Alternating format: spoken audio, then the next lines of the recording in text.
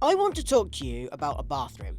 More specifically, I want to talk to you about a bathroom somewhere within the oldest house. Even more specifically, I want to talk to you about a bathroom in Control, Remedy Entertainment's 2019 action game. You see, most of the bathrooms in this giant office building are, well, bathrooms. There's toilets, sinks, bins, the usual stuff. The strangest thing you sometimes find in them is crafting materials left in supply boxes. Anyway, you're going about your daily duties in the AWE sector when suddenly, nature calls.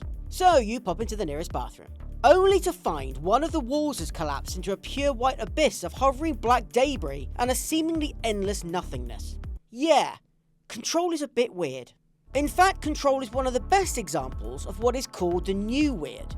And with its co-op spin-off FBC Firebreak leaning into that bizarre narrative idea even further, now is a good time to explain just exactly what the new weird is, and why I think more games should lean into this unusual and fascinating style of creativity. Let's do a little thought experiment. I'm going to say a genre of fiction, and you think about what comes to mind when you hear it. For example, what comes to mind when you think of the fantasy genre? You'd probably say things like elves and wizards, orcs and trolls, medieval castles and rolling pastures. And what about sci-fi? Aliens, spaceships, and distant galaxies are probably at the forefront of your mind. What these forms of narrative all have in common are tropes that are so entrenched into their genre that sometimes they feel overdone, which is why some authors decided to lash out against these traditions and create narratives that defied convention and moved away from what some considered lazy stereotypes. By taking typical genres and adding fresh new twists, these works become wholly unique and developed into what is now known as the new weird genre. In many ways, it can be hard to define exactly what's common to all new weird media. But that's kind of the point. New weird exists to overturn the traditional and twist cliches into something wholly new. There are plenty of examples of this in fiction, particularly in the pioneering works of Jeff and Anne Vandermeer and China Miéville. The latter's novel Perdido Street Station was arguably the first major work of new weird media to receive mainstream attention, becoming a worldwide bestseller at the turn of the century and receiving a bunch of awards. There's also examples in film, such as Pan's Labyrinth, or more recently, Annihalation, which was actually based on a book by Vandermeer of the same name. In all of these works, a particular genre is assumed, but the traditional elements are binned off in favour of breaking stereotypes to create something truly unsettling and unique. And games too have, on occasion, allowed the new weird to bleed into the medium. Elements of the Elder Scrolls warp the traditional fantasy tropes familiar to the series in strange and unusual ways. So too did the original Thief, the Dark Project, stepping away from its grounded medieval setting on numerous occasions into something far creepier. However, these examples arguably only dipped their toes into the new weird, choosing to mostly stick to the traditional fantasy tropes and only introducing occasional new weird elements later on. However, the world of Control is a whole different animal. In fact, there's nothing really like it out there. Its closest and most obvious inspiration is the SCP. This is a collaborative fiction project that emerged back in 2008 that portended to be a shadowy secret society that researched paranormal objects. The project was made up of a collection of writings collated and moderated like a wiki, and was in itself a form of new weird fiction, often leaning into horror and sci-fi elements without treading on common tropes. These aspects came from the deadpan way unimaginable things were addressed, and the mundanity of those things to our everyday lives, essentially making the comfortable uncomfortable.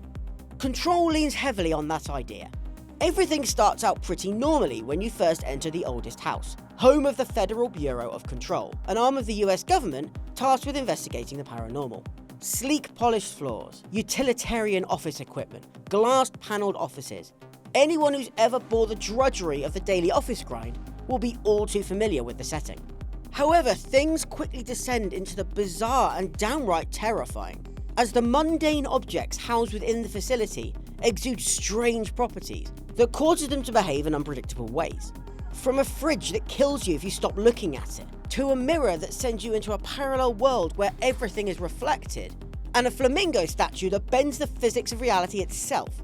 The world of Control makes the ordinary extraordinary. But this goes beyond just the objects. The whole atmosphere and environment feel off. The building itself is somehow aware of your presence and changing with your actions. Levels change shape as you revisit them, sometimes through what you're doing, others seemingly just to unsettle you. Rooms exist in parallel realities, a particular example being the motel that seems to be both within and without the oldest house. There are examples of non-Euclidean spaces, where seemingly vast outdoor areas exist within a humble office building, stretching on forever and featuring fully starlit skies. And one area evolves into a maze of changing structures that fold in on themselves like paper when a certain song is played on a Walkman. A song, by the way, in which the lyrics retell the story of how you got there in the first place. And that's to say nothing of the uncanny NPCs, who all seem to exude this otherworldly quality, as if there's something just not quite right about them. Especially Artie the janitor, who may or may not be the cleaner/director/god of this place, or all or none of the above. Oh, and did I also mention you have superpowers and a shape-shifting gun? Because you have superpowers and a shape-shifting gun. Control delights in taking uninteresting things and making them weird, in a way totally unique to anything else in games. It's a perfect example of this new weird philosophy. You cannot argue that there aren't elements of fantasy, science fiction, and even horror in the oldest house, but none of them demonstrate the traditional tropes typical to those genres. Rather than orcs and wizards, there's floating office workers and evil mold. Rather than spaceships and aliens, there's 80s synth trains and the hiss. Rather than ghosts and werewolves, there's a Pac-Man that vomits clocks. And FBC Firebreak is doubling down on this in the most glorious fashion.